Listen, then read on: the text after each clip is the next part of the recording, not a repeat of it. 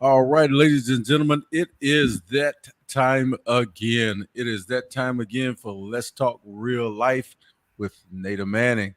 And ladies and gentlemen, do we have a show in store for you tonight? But I'm going to let her introduce the subject, the topic of this evening, guaranteed to be powerful, no doubts at all. But let me do a little housekeeping. This is WBISLP 106.9 FM, Awesome Radio. How do you listen to Awesome Radio? You can download the app, Awesome Radio app, where you can just click it. You hear us 24 hours, 7 days a week. Okay. Also, on the broadcast, we do replay selected shows on Roku TV.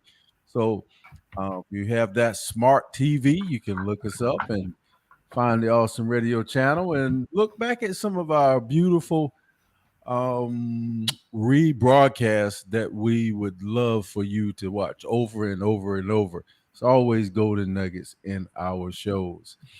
All right, head on over to the App Store and download the app for the Apple products and Google Play for Android products, ladies and gentlemen.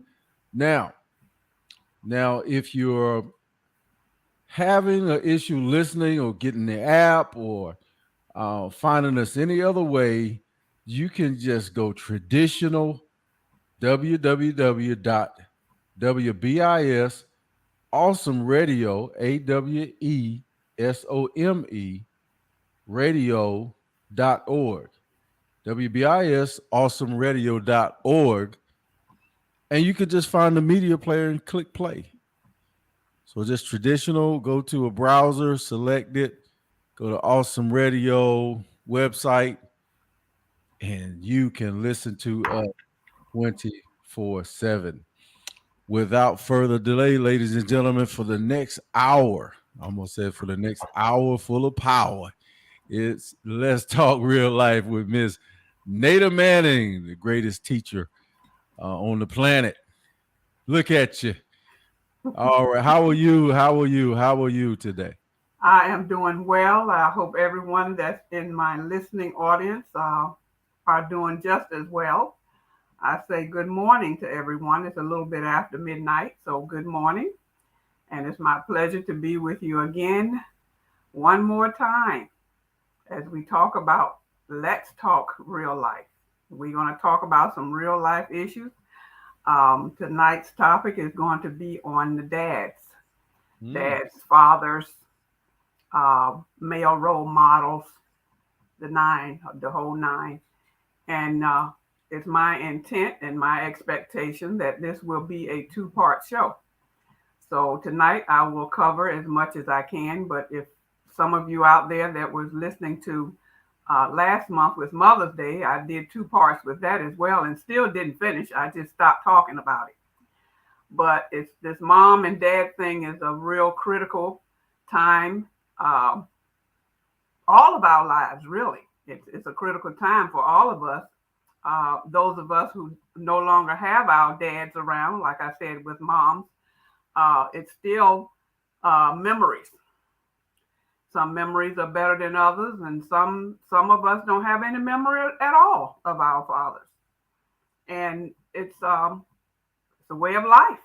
Uh, that's real life, folks. And that's what the show is all about, bringing about the real deal. Not making up anything, just talking about it is what it is. It was what it was. It ain't what it ain't, all that. But right now, we're going to talk about what is. Okay, All right. what is. Amen.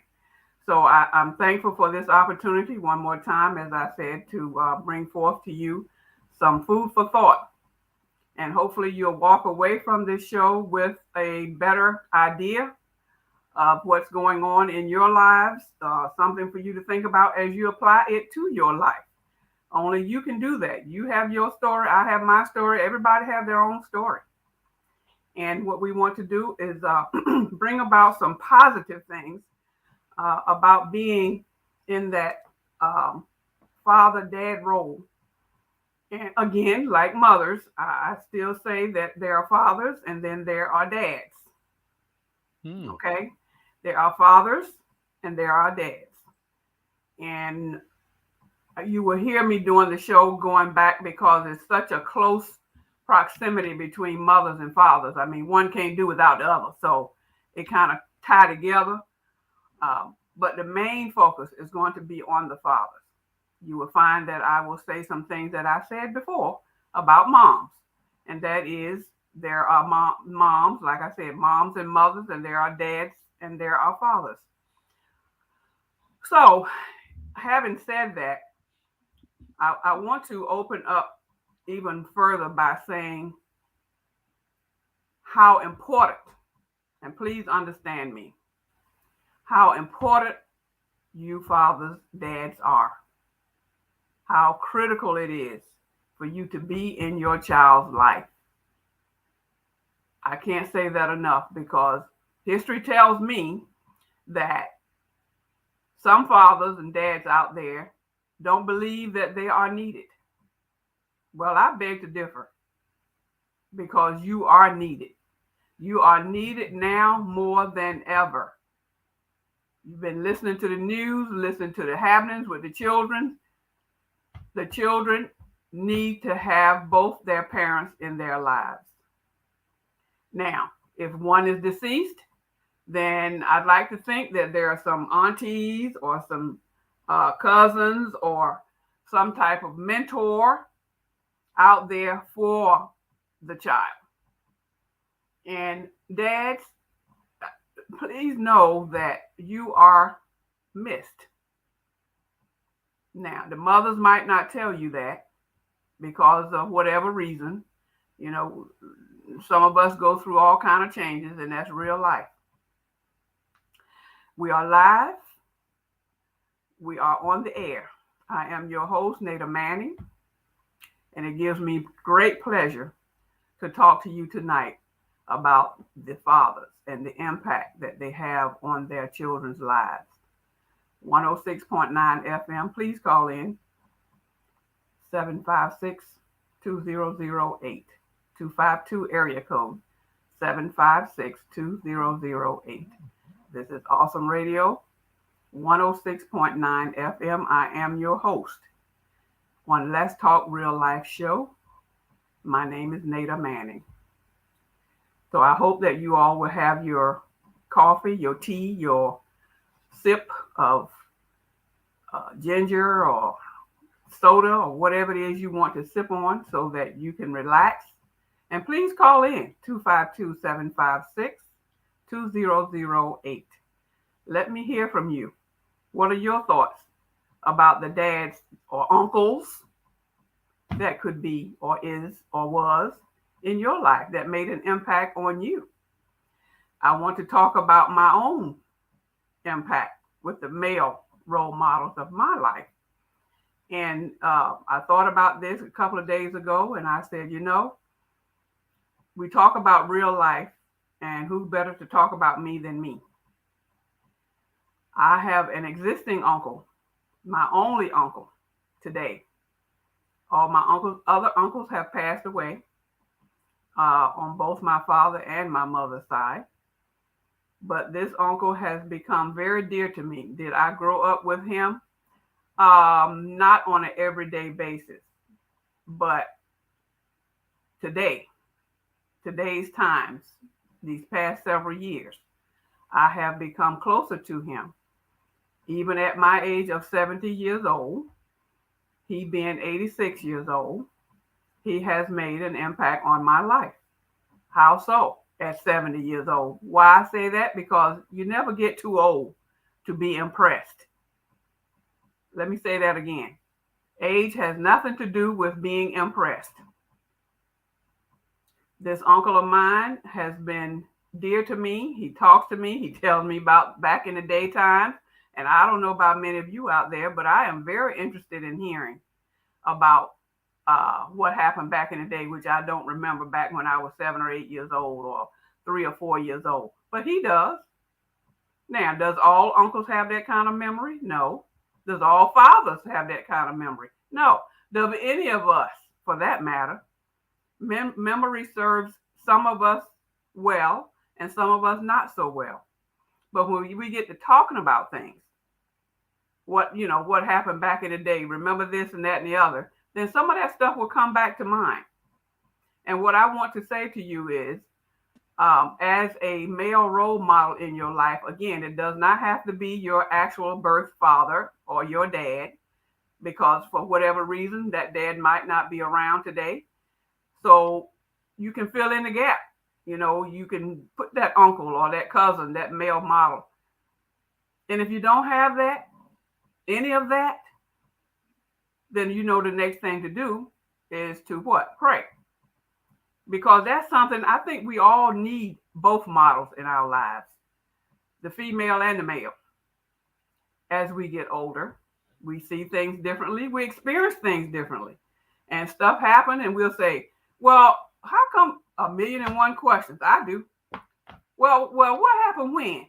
Well, see, many times the older person can tell you some things. And that's why it's so critical, fathers and dads, for you to be in your child's life as much as possible. Because those critical years, I believe, are from the age of birth till about 10. And once they become about 10 years old, they start to develop their own personality, their own way of thinking.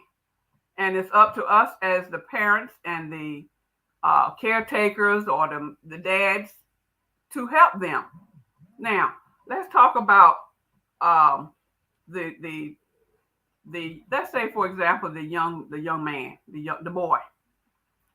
Boys, as we know, they need them. Well, everybody need a mother and father, but the boys in particular need to have their fathers around at a tender age, for obvious reasons. Mom can't tell boys about certain things, and I don't need to go there because you all know what I'm talking about. We are adults, so we can tiptoe around the tulips and all that kind of stuff. But the male, the man, the father, the mentor male, whoever it is, the uncle that's in that boy's life, can get down to what the real deal is. Not dance around it, but just tell it like it is.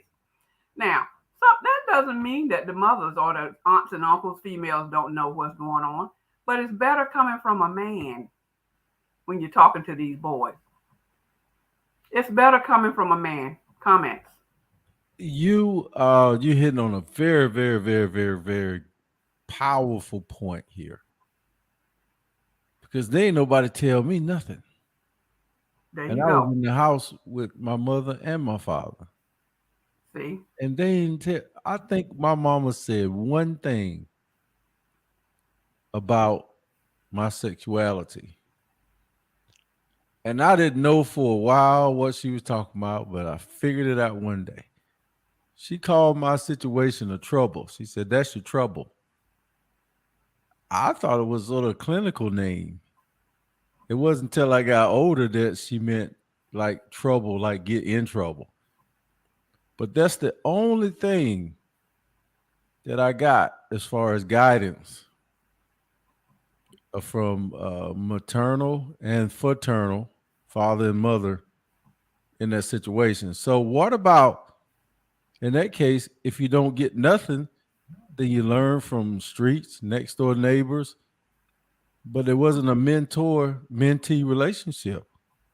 How do you just, I hear you talking right now about a mom being a single mom and it's better heard from the father.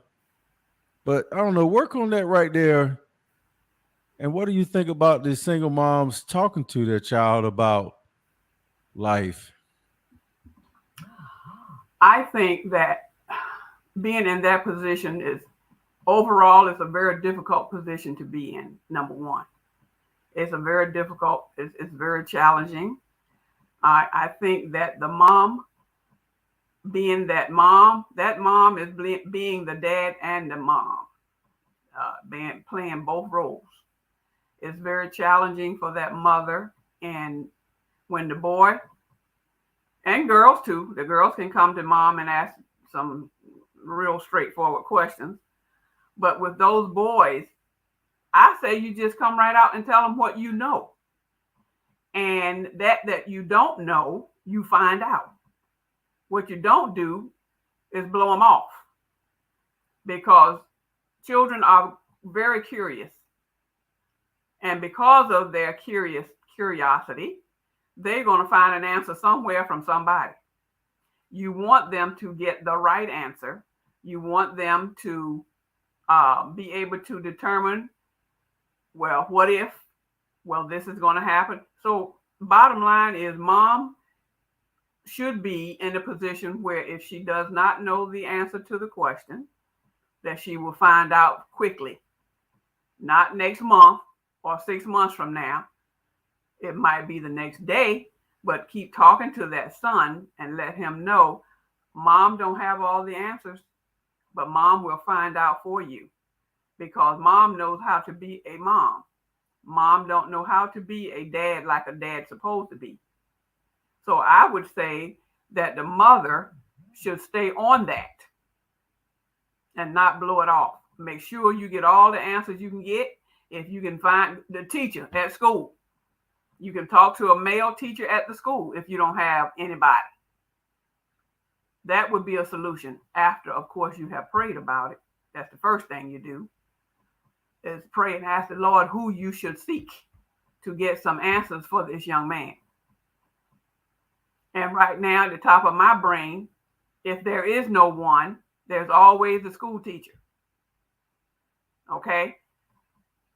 Get a relationship going with that male school teacher and let him know what's going on with your son, and ask him, after you ask the Lord to anoint that situation, that relationship with that male teacher, and ask him if he would please talk to your son. And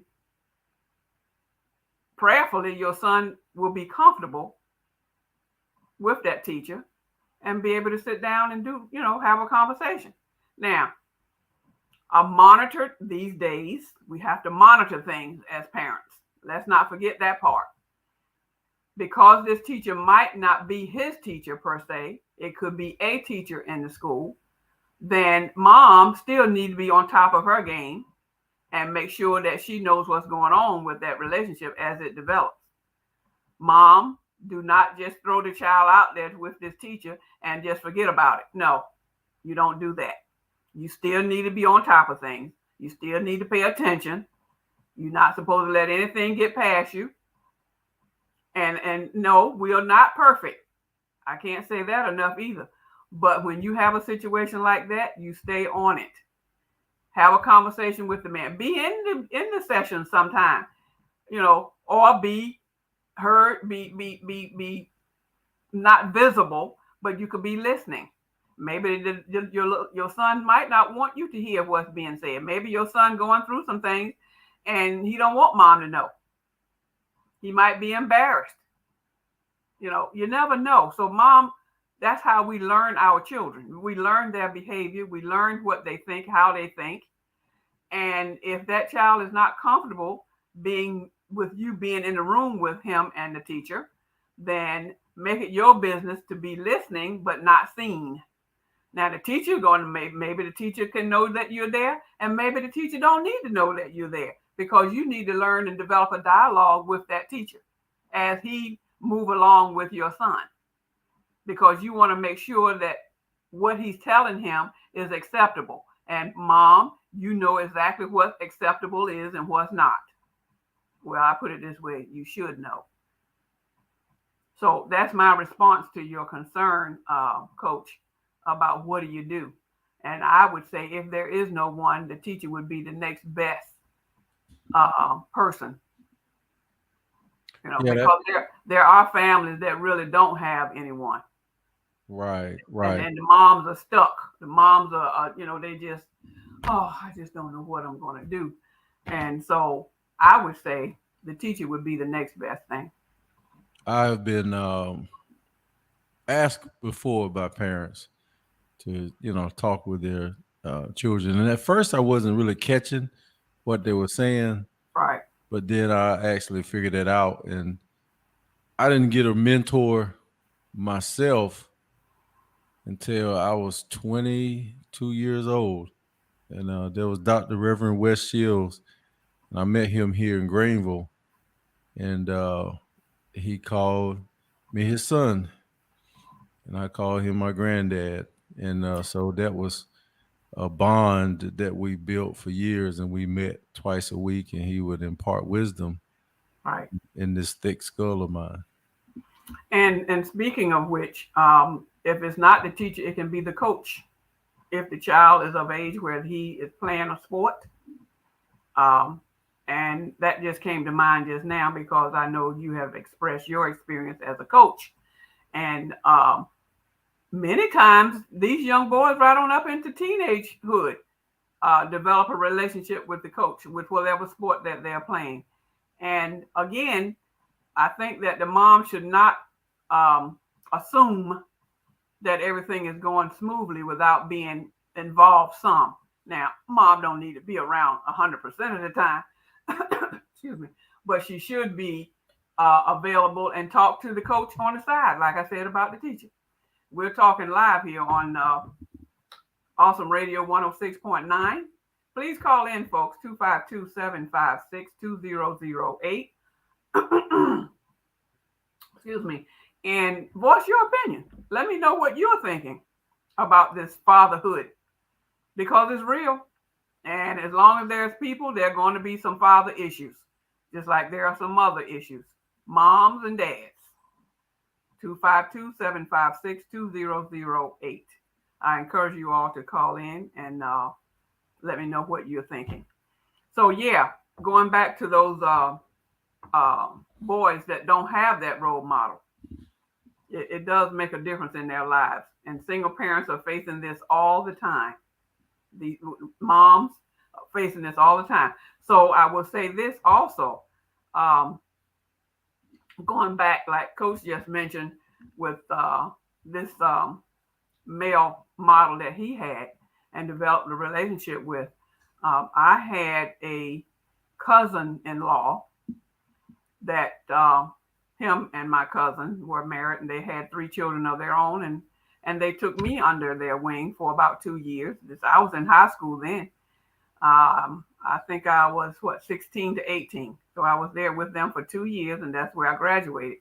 Mm-hmm. And it was in Detroit, and this was in the 70s, the beginning of the 70s, because I graduated in 70.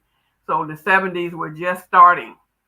Well, this male model was a different kind of male model, a positive one, very stern. When I say stern, at the age of 16, 16, we smelling ourselves. We want to date. We see boys that we like, and he wasn't having it. And I could not understand that. So I would ask my cousin, who is his wife, that's my real cousin, first cousin. I would ask her, I said, how come he don't want, I thought most teenagers start dating when they're 16 and 17 years old. Well, see, his children were not as old as I was. So this was new to him, I'm thinking. And me being a girl, he had to sit me down and remind me where I was because, again, I was in Detroit. And going to school, I became popular with the boys and some of the girls, but mostly with the boys. And I'm not saying that I was one of those fast gals, so to speak. But I didn't meet any strangers. So I'm in the school, and so he found out that I was liking this one young man, and of course he didn't like him. I had one or two more coming around over the 2-year period. He didn't like them either. So I'm like, you don't like anybody that I bring around. At least, well, I don't bring them. They come pick me up when we go out, because they definitely gonna come to the door. You're not gonna sit out there in that car and I'm coming out to the car. No, you're gonna come knock on that door and you're gonna say who you are, which is the right way to do it. Moms and dads out there, you need to meet these friends of your children. We're talking real life here. You need to meet them, find out who they are. These days, we're talking 2022. I'm talking 1970. That's a long time ago. That's ancient time for some of you folks out there. But no, you know, these boys meeting these girls and picking. But anyway, going back to my story. I was 2 years old. Huh? I was 2 years old. You were 2? Okay. When? In 1970. Oh, okay. Oh, you want to go there, huh? Okay. That's all right. Well, I was thinking about myself. Now you done inserted yourself. Then yes, a different Yes. vibe now, a different Yeah. shade. But Yeah, I yeah, was yeah. thinking about myself. But Yeah, it's a big difference. I mean, yeah, times have really changed. We talking some years. So yeah. people don't think and behave the way they did then. I have a problem with that, but hey, I'm not God. I'm not trying to change anybody. I'm just telling you the real facts of what was then and what's now. So I appreciated him wanting to meet who was taking me out. And I best be back home when he told me to come back home. I don't come back home when I got ready. No, my curfew at 16 was, I think it was 11 o'clock or 12 o'clock. I think it was midnight. Be back in this house by midnight. But that wasn't bad. No. That was, I would be coming in around midnight anyway. I was living with my dad at that age, and just my dad and I. And we had a shot house, and I could go and come as I please. But I would be bringing it on back to the house around that time anyway. If. But back in the day, and I Mhm. don't know if the boys are any different now, these young men. Uh, the guys that I wanted to go out with was saying 2 o'clock. Well, the bars close at 2. Well, 2 o'clock. we ain't supposed to be in no club, no way. We What the world? So anyway, as it turns out, I'm saying this, folks, to say that monitoring of your going and coming is very important. It's a role that both parents need to play, even if the father is absent from the home. It is critical. I'm talking about the positive things now about being a dad.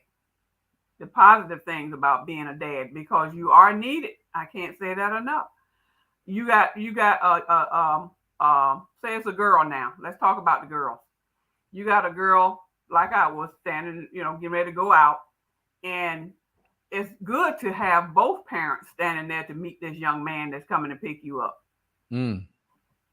because that male model standing there, whether it's your dad or your uncle, will show a different image to that young man by just standing there. Mom can be standing there too, but picture this: you have mom, you have dad, and this young man is coming to knock on the door, and he wants to take me, let's say me, he was coming to take me out. It gives a different perspective to that young man when he see a man, a grown man, standing there in that door, seeing who he is. So you don't be coming to this door, looking any kind of way, because Mm. he gonna look you up and down. He gonna, yeah. Mom might not see what dad see in that young man, because mom is a woman. I'm telling you what's important about these roles that these fathers need to play. The fathers or the male models, whoever it is that's in these young children's lives. That's one of the things that's critical. Mm. Because when that young man comes to that door, say you're going to your prom. That's another good example. You go to your prom, you ain't thinking about coming back at no midnight. Prom night, you grown. So we thought at 18. We come Mhm. back in the morning because we got all them night parties and all this stuff. It was like, yippee, I get to stay out. And I did. And don't you know I got to talk before I left home, too. Now, you know how you're supposed to act when you go out there. And I mean, both of them set me down and talked to me. That was my first time being out all night. And I wasn't about to come home at midnight. How you, well, I'll say it properly. How do you get a sit down talk knowing you can come in the house anytime you get ready? So I guess they basically just said, young lady, wherever you're at, whatever you're doing, you better be careful. What I mean, how do you say, especially when you don't have a curfew and you stayed out all night long? Well, again, that goes back to how you were brought up to that point. All those other dates, all those other years previous to that, between Mm-hmm. 16 and 18. You had 2 years to know how to act when you go out on a date. And plus you listen to, again, the mom and the dad, or just the mom is talking to you while you're home. You know, they're grooming you, they're Mm-hmm. molding you so that you can think how you're supposed to act as a young girl, what you're supposed to do and what you're not supposed to do. All that, you don't wait till you're 16 when you start talking. You do this through their whole childhood. But my Mm-hmm. point is, you have been prepared. You have had the talks. You have been schooled. You can't say you didn't know this and that. Well, I never heard. No, wasn't none of that, because they made sure everything was covered. They talked about everything. And of course, my cousin, the male, would tell me things. This is what the boy is going to be trying to do now. I'm telling you now, just look out for this and that and the other. Gave me all the pointers. Mm-hmm. So they prepared me as the father's supposed to do. We talking dads here. We talking real life. I am your host, Nada Manning. We are live on Facebook. We are Awesome Radio 106.9. And we're talking about fathers, because Father's Day is coming. And I want to stress the importance and give examples of my experiences about having that male role model. No, my father was not around my whole life, but I had some models. I had a stepdad and I had some uncles. Matter of fact, it was about 5 of them. No, they weren't active in my life all the time. My stepdad played a major role in my life just before I went to Detroit at the age of 16. And he had sons that were devious, a bunch of Dennis the Menaces. That's what I call them. Those are my stepbrothers. And they were an eye opening to me as well, because I only had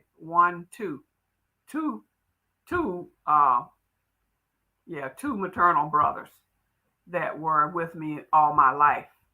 They were younger than me because I'm the oldest. So these boys were closer to my age than my own brothers were, one of my own brothers. But anyway, my point is, I was raised around a bunch of boys. And I saw how some of them was acting with their girlfriends. And as I was being schooled on how to behave myself by my stepdad, he would say the same thing. Now, see, that's what you don't want the boys to be doing. And I would say to him, well, how come you don't teach your sons not to do that to these girls? Hello, dads. Talk to your sons and tell them how to treat a young lady when they take them out. And if you don't know, then you should be able to go to somebody too and find out some answers. We're live here on Awesome Radio. Let's talk real life, folks. 252-756-2008. I am your host, Nada Manning, and this is just some stuff that is happening today. Now, I can't tell you what's going on today, because like I said, I'm out of all of that now, and my son is 45, and I told him the best way I could, and his uncles talked to him the best way they could, and for the most part. But much of that, like Coach was saying earlier, what do you do when you don't have that person around you to talk to you? Well, my son was very, very active in sports, and he was around coaches all the time. I dare say that those coaches had a large impact on his life, and I'm thankful for that. And those coaches, like anyone else, they can bring some positive and they can bring some negative. So that makes us decide, okay, which way we're going to do this. How are we going to work this? We as the child. How are we going to, you listen to all this like you are in the street. You go out there and you're out and about in the street doing, you see all kind of stuff out there in the street. Then you decide as a child how you want to live your life. Do you want to go hang out with the gangs? Well, I'm here to tell you now, Dad, as you being active in that young man's life, then hopefully you will be able to tell him the good side of being in the gangs and the bad side. Is there a good side of being with the gangs? Well, it depends. Are all gangs bad? I don't know a whole lot about gangs because I never was in one, but I think there's some good out of everything, some good experiences out of everything. And some of those experiences teaching you what not to do. And it's showing you the repercussions of it when you do it. So as dads continue being active in these boys' lives, it's very, very critical. Another example, suppose as the boy, what time they get started? Let's see. My son got really, really deep in sports. I guess he was about maybe 13 or 14. But my point is the first game. I remember very vividly how disappointed he was when I did not make it to a game. And sometimes when I was at the game, I wasn't paying attention to him. Some children are like that, especially some children can be very clingy in that sense. And being clingy is not a bad thing. Clingy in this sense, I'm talking, he wanted my attention. Nothing else mattered. Look at me, Mom. I just made score. Football, basketball. That was his thing, mainly basketball. He wanted me to see him make all those shots. He wanted me to not miss a beat. So we have to be attentive. So again, our children want us to look and pay attention to them. Sometimes, dads, our children do stuff to get our attention, even if it's something they're not supposed to do. I dare say sometimes, many times, that's why our children do what they do. That relationship is very, very important, Dad, for you as a father to be in that, and not just the boys, but your children's lives, because you can play a role with the girls as well. For example, when the girls are around Dad, we want to be a positive role model because we want our daughter to end up being with a man that's good to her. That's a whole nother story. We have some children that are raised up in households that's not together at all. Very disoriented, dysfunctional. And that's an impact on our children's lives. So as parents, as a dad, being the head of the house, your role is to be there. If you're not physically there, at least talk to them on a regular basis. If you're not living in the home, that does not mean you just eliminate the child. Your attention to that child is very, very important because that child, if you are in that child's life in a positive way, then that child is going to want to start seeing young men or marrying a young man that's similar to her dad. That's a way of life. But you have to be around them in order for them to see how a young man is supposed to be to her. Her first date out. You can be that first date for her. Why can't you take her out on her first date? Open the door for her. Show her how she should be treated as a young lady. She learned that from you, Dad. That's the positiveness that you have in that child's life. Now, all of this can be done even if you're not in the home with the child. You still can be actively involved. Don't just blow it off and go on with your own life somewhere else. No, that child is still there and that child knows you exist. Now, there are situations where the children don't know who their father is. That's not uncommon today. They have no clue. But that's where the other models come into play. Mom is supposed to make sure that there is some type of positive role model in that child's life. Man, no matter whether it's a girl or a boy, they need a male model in their life. And mom, like I said, if all else fails, there's always school with the coaches or a principal or, like I said, the coaches, teachers. It's a lot of folks out there, and with prayer, you can ask the Lord how to help you with that, because he is on top of all of it. He's not missing a beat. He sees everything that we do as parents and everything our children do. So we are responsible for that. So dads, I just want you to know how critical it is. And you have those blended families, like I said earlier about my stepdad. You have those families that when the children get a certain age, they get, as they used to say back in the day, they get to smelling themselves, and then they got a lot of mouth. Okay, some mothers can fix that real quick with that mouth. Some mothers don't have it like that. They're not stern enough. Well, Dad, that's where the male model comes in.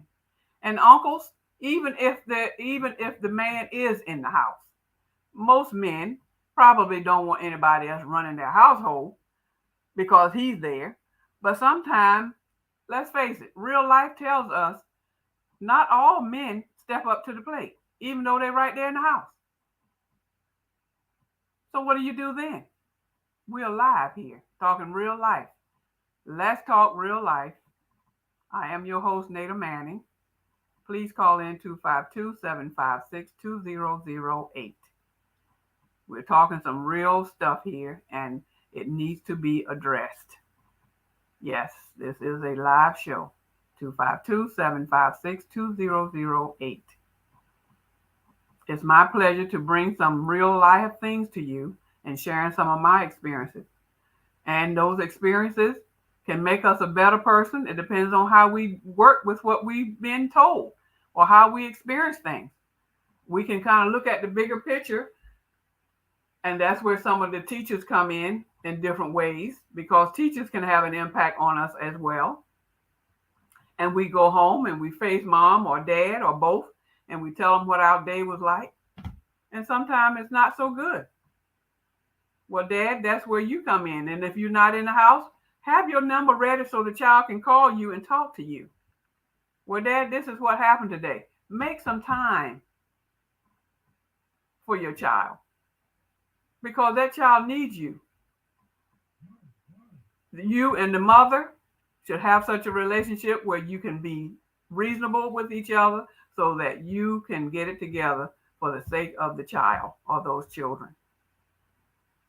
It can happen. Of course, it's better when you're in the same household, but many households don't have a two-parent home. And that's real life. It's just the way it is today. But that does not mean those children need to grow up not having a good example in their life, a model, so that they'll know how to do and how to behave and how to respond to certain experiences they're going to have. One experience is in school is bullying with these children today. Why do you think these children even become bullies? Why is that? And it don't have to be a child in school. Some grown-ups bully you. It's very childish, but some adults do that. They bully you, and they bully you in a more grown-up way by, I would say again, being a Dennis the Menace. Mm-hmm. They just do stuff. And why is that? I think because they're unhappy themselves. We're talking grown-ups now. Mm-hmm. Did they have a home where they were brought up in that was dysfunctional, where dad wasn't around, or mom was absent, or one of them had passed away, they were deceased? And then you have some homes where the parent is not in because of social activities. Do I need to go there? What is a social activity, folks? You know what I'm talking about. Yeah. They go to the extreme with their social life. And that's what's important to them. Never mind who's at home. They want to get out and they want to party. And some of them do that. And they carry it to the extreme. So it makes it difficult for the child when the child is seeing all of that. We have to watch how we behave around our children. So I'm just touching all kinds of stuff here about the role that mainly dads are supposed to be playing in the household. Dad's supposed to step up and make sure that everything is on the straight and narrow. That child don't go out there and experience some stuff because they weren't told what to do, or they got away with it one time, and so we tell our children, okay, well, you don't do that again.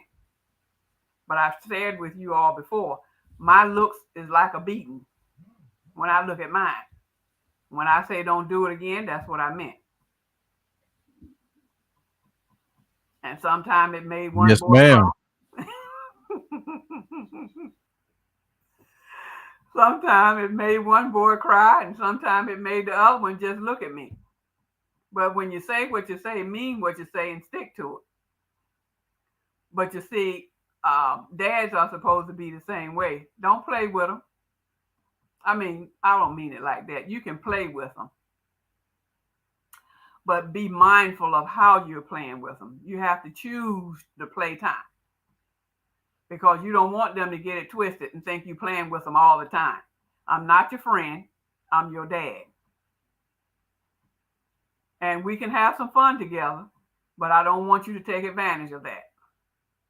So, Dad, you have to put that face on and look at them and talk to them. Sit them down and talk to them. Because your voice matters. Remember several weeks ago when I talked about a topic called marks that matter? Yes. Your voice matters, Dad. What you say to that child matters. How you say it and how often you say it, it matters. And I know we can't be everywhere all the time. When I say we, I'm talking both parents. We can't be somewhere all the time, on time. But when you're not going to make it, then it's all right to apologize because they're disappointed. And I'm running out of time, but that's like I thought I would. So we're going to have a continuation of this next week, if the Lord say so, and continue to look to you. Fathers, stay tuned. Stay tuned. I'm not beating you up. I'm just trying to make you realize how important it is for you to be in your child's life. It is so important. And if you don't know what to do, you know where to go. Somebody out there, some positive person you can go to and talk to. Who is your go-to person? Find out who that is. Father's Day is coming up. You want to be recognized for being a good dad. Okay. We're live on the air. I'm your host, Nada Manning. We are about to end the show for tonight. It has been a pleasure.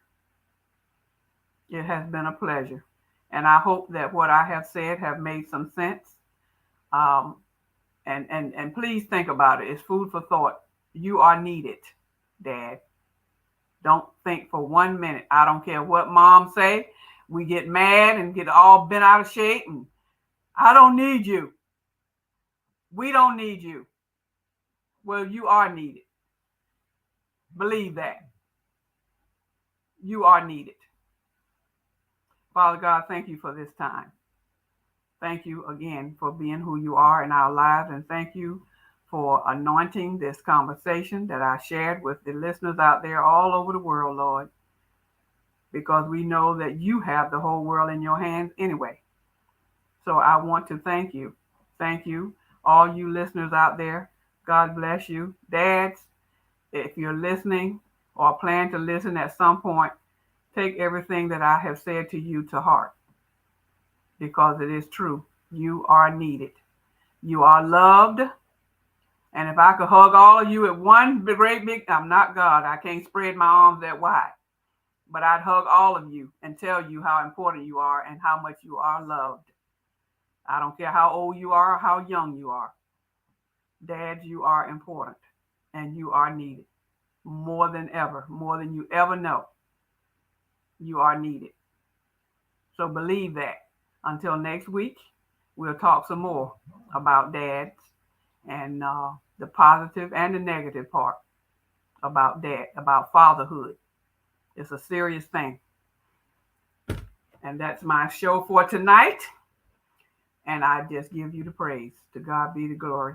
You have a good night, a blessed week. Enjoy your weekend coming up. Wherever you are, be careful out there. Be safe. And I'll say good night. Amen. To God be the glory. I love you all. You take care of yourselves.